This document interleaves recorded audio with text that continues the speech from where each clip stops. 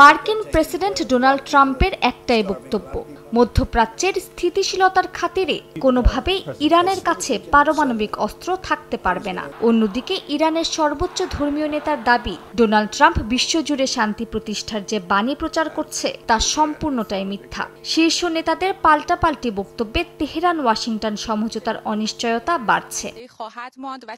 ইরানের পারমাণবিক সমৃদ্ধকরণ নিয়ে বিস্ফোরক মন্তব্য করেছেন মার্কিন প্রেসিডেন্টের বিশেষ দূত স্টিভ উইটকফ। তিনি বলেন, তেহরানকে ইউরেনিয়াম সমৃদ্ধকরণের 1% অনুমোদনও দেয়া যাবে না। তার সামনেই ট্রাম্প খামেনিকে আলোচনার মাধ্যমে সমঝোতার বিষয়ে চিঠি পাঠিয়েছেন বলেও দাবি করেন উইটকফ। ট্রাম্পের দূতের বক্তব্যের কড়া জবাব দিয়েছে তেহরান। উইটকফ বাস্তবতা থেকে অনেক দূরে বলে মন্তব্য করেছেন ইরানের পররাষ্ট্রমন্ত্রী আব্বাস আরাকচি।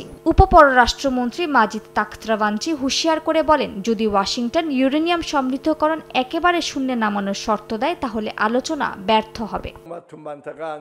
অন্যদিকে ইরানের প্রেসিডেন্ট মাসুদ পেজিশকিয়ান জানান, চুক্তির সম্ভাবনা আছে, তবে যুক্তরাষ্ট্রকে বাধ্য করার মানসিকতা ছাড়তে হবে। ইরানি বার্তা সংস্থা IRNA-কে তিনি জানান, ওয়াশিংটন বিশ্বজুড়ে অন্তহীন যুদ্ধের সূচনা করেছে, যাতে অন্য দেশগুলোর সম্পদ এমনকি মানব শক্তিও লুট করা যায়।